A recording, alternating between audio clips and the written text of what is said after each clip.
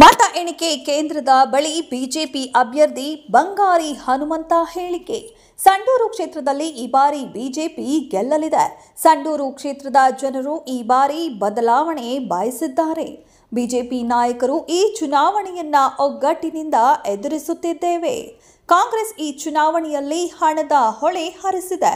CM Siddaramaiah 3 ದಿನ ಕ್ಷೇತ್ರದಲ್ಲಿ ವಾಸ್ತವ್ಯ ಹೂಡಿದ್ರು. 14 ವರ್ಷಗಳ ಬಳಿಕ ಜನಾರ್ದನ ರೆಡ್ಡಿ ಜಿಲ್ಲೆಗೆ ಬಂದಿರುವುದು ನಮಗೆ ಅನುಕೂಲ ಆಗಿದೆ. ಜನಾರ್ದನ ರೆಡ್ಡಿ, ಶ್ರೀರಾಮುಲು, ಕೆಎಸ್ ದಿವಾಕರ್ ಸೇರಿ ರಾಜ್ಯ ನಾಯಕರು ಸಾಕಷ್ಟು ಪ್ರಚಾರ ಮಾಡಿದ್ದಾರೆ. ಇನ್ನು ಈ ಚುನಾವಣೆಯಲ್ಲಿ ಬಿಜೆಪಿ ಗೆದ್ದೇ ಗೆಲ್ಲಲಿದೆ ಅನ್ನೋ ವಿಶ್ವಾಸ ಇದೆ. ಕಾಂಗ್ರೆಸ್ ಭದ್ರಕೋಟೆಯಾಗಿರ್ತಕ್ಕಂಥ ಸಂಡೂರಲ್ಲಿ ಮತ್ತೊಮ್ಮೆ ಕಾಂಗ್ರೆಸ್ನ ಭದ್ರಕೋಟೆಯನ್ನು ಉಳಿಸಿಕೊಳ್ಬೇಕು ಅನ್ನೋ ನಿಟ್ಟಿನಲ್ಲಿ ಕೂಡ ಸಿಎಂ ಮಾರ್ಪಟ್ಟಿರ್ತಕ್ಕಂಥದ್ದು. ಆ ನಿಟ್ಟಿನಲ್ಲಿ ಕಳೆದ ಹಲವು ಬಾರಿ ಕೂಡ ಬಿಜೆಪಿ ಈ ಒಂದು ಕ್ಷೇತ್ರವನ್ನು ವಶಪಡಿಸಿಕೊಳ್ಳಿಕ್ಕೆ ಸಾಕಷ್ಟು ಪ್ರಯತ್ನ ಪಟ್ಟರು ಕೂಡ ಆಗಿಲ್ಲ. ಯಾಕಂತಂದ್ರೆ ಸಂಡೂರು ಅಂತಕ್ಕಂಥದ್ದು ಕಾಂಗ್ರೆಸ್ನ ಭದ್ರಕೋಟೆ ಆಗಿರ್ತಕ್ಕಂಥದ್ದು. ಆ ನಿಟ್ಟಿನಲ್ಲಿ ಕೂಡ ಈ ಒಂದು ಚುನಾವಣೆಯಲ್ಲಿ ಉಪಚುನಾವಣೆಯಲ್ಲಿ ಕೂಡ ಕಾಂಗ್ರೆಸ್ ಭದ್ರಕೋಟೆಯನ್ನು ಉಳಿಸಿಕೊಳ್ಳುತ್ತಾ ನಾನು ನೋಡಬೇಕಾಗುತ್ತೆ. ಯಾಕಂತಂದ್ರೆ ಬಿಜೆಪಿ ಕೂಡ ಇಲ್ಲಿ ನೇರ ಸ್ಪರ್ಧೆಯನ್ನು ಕೂಡ ಕೊಟ್ಟಿರ್ತಕ್ಕಂಥದ್ದು. ಇದೇ ಮೊದಲ ಬಾರಿಗೆ ಸಂಡೂರು ಕ್ಷೇತ್ರದಲ್ಲಿ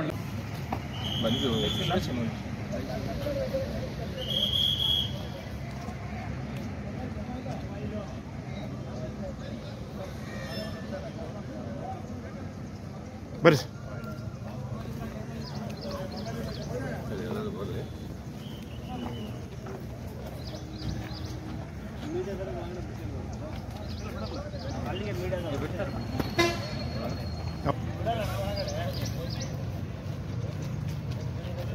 ಸರ್ ಮಾತಾಡಿ ಸರ್, ಹೇಳ್ರಿ ಸರ್.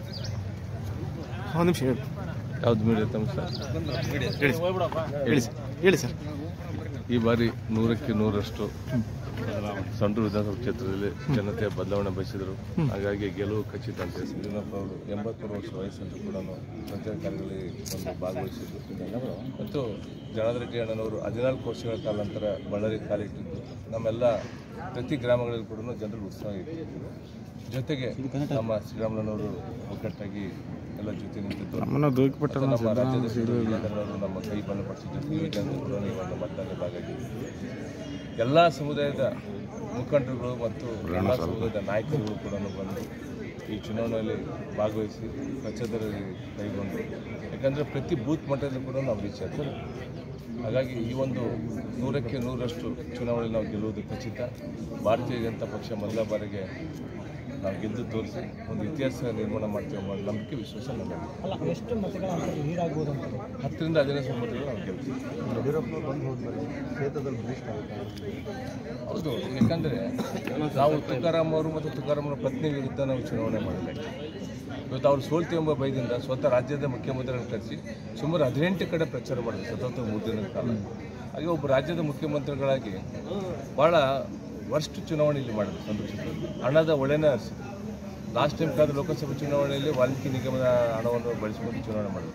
ಈ ಒಂದು ಚುನಾವಣೆಯಲ್ಲಿ ಯಾವ ನಿಗಮದ ಹಣ ಒಳಗೆ ಗೊತ್ತಿಲ್ಲ, ಮುಂದೆ ಚುನಾವಣೆ ಆದಮೇಲೆ ಗೊತ್ತಾಗುತ್ತೆ. ಹಾಗಾಗಿ ಇವತ್ತು ಜನಾರ್ದನ ರೆಡ್ಡಿ ಅವರು ಕಾಲಿಟ್ಟರು, ಅವ್ರಿಗೊಂದು ಭಯ ಶುರುವಾಯಿತು ಬಳ್ಳಾರಿ ಜಿಲ್ಲೆಯಲ್ಲಿ. ಹಾಗಾಗಿ ಸ್ವತಃ ರಾಜ್ಯದ ಮುಖ್ಯಮಂತ್ರಿ ಬಂದು ಇಟ್ಕೊಂತು. ಆದರೆ ಒಬ್ಬ ಸಾಮಾನ್ಯ ಕಾರ್ಯಕರ್ತನ ಪಕ್ಷ ತೀರ್ಮಾನ ಮಾಡಿ ನನ್ನ ಕಣಕ್ಕೆ ಇಳಿಸ್ತು. ನಮ್ಮ ಸಂಡೂರಿನ ಜನತೆ ಬದಲಾವಣೆ ಮಾಡಬೇಕಂತ ನಿರೀಕ್ಷೆ ಇತ್ತು ಮತ್ತು ಅವ್ರ ಮನಸ್ಸು ಕೂಡ ಬದಲಾವಣೆ ಮಾಡಿದ್ರು. ಹಾಗಾಗಿ ಇವತ್ತು ಏನೇ ಹೇಳಿದ್ರು ಕೂಡ ಕಾಂಗ್ರೆಸ್ ಪಕ್ಷದವರು ಏನೇ ಮಾತಾಡಿದ್ರು ಕೂಡ ಭಾರತೀಯ ಜನತಾ ಪಕ್ಷಕ್ಕೆ ಇರಿಸಲು ಅವಕಾಶ ಕೊಟ್ಟಿದ್ದಾರೆ. ಕನಿಷ್ಠ 10-15 ಮತಗಳು ಅಂತ ನನಗೆ ಗೆಲ್ಲಿಸ್ಕೊಡ್ತಾರೆ ಅಂತ ನಂಬಿಕೆ, ವಿಶ್ವಾಸ ನನಗೆ. ಸರ್, ನೀವೇ ಹೇಳಿದ್ರಿ ಹಣದ ಒಳೆ ಹರಿಸಿದ್ರು ಅಂತ ಹೇಳಿದ್ರಿ. ಸಿಎಂ ಅವರು ಬಂದಾಗ ಈ ಸರ್ಕಾರದ ಬಂದು ಈ ಪ್ರಚಾರ ಮಾಡಿ ಅಷ್ಟೆಲ್ಲ ಬಲದ ನಡುವೆ ಬಿಜೆಪಿ ಗೆಲ್ಲುತ್ತೆ ಅಂತ ಅನ್ಸುತ್ತೆ ಸರ್? ಬದಲಾವಣೆ ಜಗದ ನಿಯಮ. ಹಾಗಾಗಿ ಏನೇ ಮಾಡಿದ್ರು ಕೂಡ ಜನರಿಗೆ ಒಂದು ಇತಿಮಿತಿ ಇರುತ್ತೆ. ನೀವು ಅನೇಕ ಚುನಾವಣೆಗಳು ನೋಡಿರ್ಬೋದು, ಕೋಟೆಗಟ್ಟು ಮೆರೆದರೆಲ್ಲ ಮಣ್ಕೊಲ್ಲಾಗಿದ್ದಾರೆ ಮಾತಾಡ್ಬೋದು. ಹಾಗಾಗಿ ಜನ ತೀರ್ಮಾನ ಮಾಡಿದ್ರು ಏನು ಬೇಕಾದ್ರೆ ಆಗ್ಬೋದು. ಈಗ ಸರ್ವೆ ರಿಪೋರ್ಟ್ಗಳು ಬಂತು, ಯಾವ ಸರ್ವೆ ಅಂತ ನಮಗೆ ಗೊತ್ತಿಲ್ಲ. ಹಿಂದೆ ಕೆಲವೆಲ್ಲ ಸ್ಟೇಟ್ಗಳಲ್ಲಿ ಕೆಲವೆಲ್ಲ ನೋಡಿರ್ಬೋದು, ಅವ್ರು ಕೊಟ್ಟಿರ್ತಕ್ಕಂಥ ಯಾವುದೇ ರೀತಿ ಬಂದು ಎಲ್ಲ ಮೈನಸ್ ಆಯ್ತು. ಹಾಗೆ ನಮಗೆ ಸರ್ವೆ ಮೇಲೆ ನಂಬಿಕೆ ಇಲ್ಲ. ನಾವೇನು ಇವತ್ತು ಕೆಲಸ ಮಾಡಿದ್ರು ಬೂತ್ ಮಟ್ಟಕ್ಕೆ ಹೋಗಿ ನಮ್ಮ ಕಾರ್ಯಕರ್ತರು ಕೆಲಸ ಮಾಡಿದ್ರ ಮೇಲೆ ನಂಬಿಕೆ ಇದೆ. ನಮ್ಮ ಪಾರ್ಟಿ ಲೀಡರ್ಸ್ ಏನು ಕೆಲಸ ಮಾಡಿ ನಂಬಿಕೆ ಇದೆ. ಮತ್ತು ನಾನು ವೈಯಕ್ತಿಕವಾಗಿ ಏನು ಕೆಲಸ ಮಾಡಿದ್ದೀನಿ ಕ್ಷೇತ್ರದಲ್ಲಿ ಅದರ ಮೇಲೆ ನಂಬಿಕೆ ಇಟ್ಟು ಹೇಳ್ತಾ ಇದ್ದೀನಿ. 100ಕ್ಕೆ 100ರಷ್ಟು ಗೆಲುವು ಖಚಿತ. ಈಗ ಮಹಿಳಾ ಮತದಾರರು 1,18,000 90,000. ಯಾಕಂದರೆ ಚುನಾವಣೆ ಎಂಬುದು ಅದು ಆಂತರಿಕವಾಗಿ ನಡೆದಿರ್ತಕ್ಕಂಥ ಒಂದು ತೀರ್ಮಾನ ಆಗಿರುತ್ತೆ.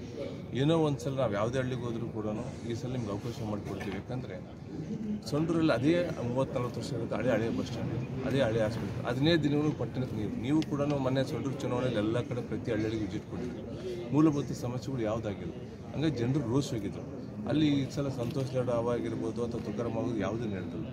ಓನ್ಲಿ ನಡೆದಿರೋದು ಜನಾರ್ದನ್ ರೆಡ್ಡಿ ಅವರ ಹವ, ರಾಮಣ್ಣನವರು ಮತ್ತು ಯಡಿಯೂರಪ್ಪ ವಿಜೇಂದ್ರಣ್ಣರವ, ಅಭ್ಯರ್ಥಿ ಆಗಿರ್ತಕ್ಕಂಥ ಬಂಗಾರ ಹನುಮಂತವರು ಮತ್ತು ನಮ್ಮ ಸಹೋದರ ದಿವಾಕರ್ ಅವರು, ಉಳುಕಿದೆಲ್ಲ ಆಕಾಂಕ್ಷೆ ಅವ ನಡೆಯುತ್ತಂತ ನನಗೆ ಇಷ್ಟಪಡ್ತೀನಿ. ಸರ್, ಈಗ ನೀವು ಒಂದು ಆಂತರಿಕ ಸಮೀಕ್ಷೆ ಅಂತ ಮಾಡಿಸಿರ್ತೀವಿ, ಅದನ್ನು ಮಾಡಿಸಿದಾಗ ಏನಂತ ಬಂತು ಸರ್? ಇದು ನಾವು ಆಂತರಿಕ ಸರ್ವೆ ಮಾಡಿಸಿದಪ್ಪ ಅಂತಂದರೆ ಕೆಲವೊಂದು ಏರಿಯಾದಲ್ಲಿ ಕೃಷ್ಣನಗರ ಮತ್ತು ಕೆಲವೊಂದು ಏರಿಯಾದಲ್ಲಿ ಮೈನಸ್ ಆಗಿದೆ, ನಾನು ಒಪ್ಪಿದ್ದೀನಿ. ಆದರೆ ಮ್ಯಾಕ್ಸಿಮಮ್ ಕನಿಷ್ಠ ಅಂತಂದ್ರೆ ಯಾವುದೇ ಒಂದು ಜಿಲ್ಲಾ ಪಂಚಾಯತ್ ವೈಜಾಗಲಿ ಇವತ್ತು ಸಂಡೂರು ಟೌನಿಂದ ಹಿಡಿದು ಎಲ್ಲ ಜಿಲ್ಲಾ ಪಂಚಾಯತಿ, ಇವತ್ತು ಎಕ್ಸಾಂಪಲ್ ದೇಗೂರು ಜಿಲ್ಲಾ ಪಂಚಾಯತ್ ಆಗಿರ್ಬೋದು, ಚೋನೂರು ಜಿಲ್ಲಾ ಪಂಚಾಯತ್ ಆಗಿರ್ಬೋದು, ಯಶವಂತನಗರ ಜಿಲ್ಲಾ ಪಂಚಾಯತ್ ಆಗಿರ್ಬೋದು, ತೋರಣಗಲ್ ಜಿಲ್ಲಾ ಪಂಚಾಯತಿ, ಕುರೆಕೊಪ್ಪ ಕೊಡ್ತೀನಿ, ಈ ರೀತಿ ಒಟ್ಟು ಜಿಲ್ಲಾ ಪಂಚಾಯತ್ ಎಲ್ಲ ಜಿಲ್ಲಾ ಪಂಚಾಯತ್ಗಳು ನಮ್ಮ ಆಂತರಿಕವಾಗಿ ನಾವು ಸಮೀಕ್ಷೆ ಮಾಡೋದಪ್ಪ ನಮ್ಮ ಬೂತ್ಗಳಲ್ಲಿ ಲೀಡ್ ಬರುತ್ತೆ.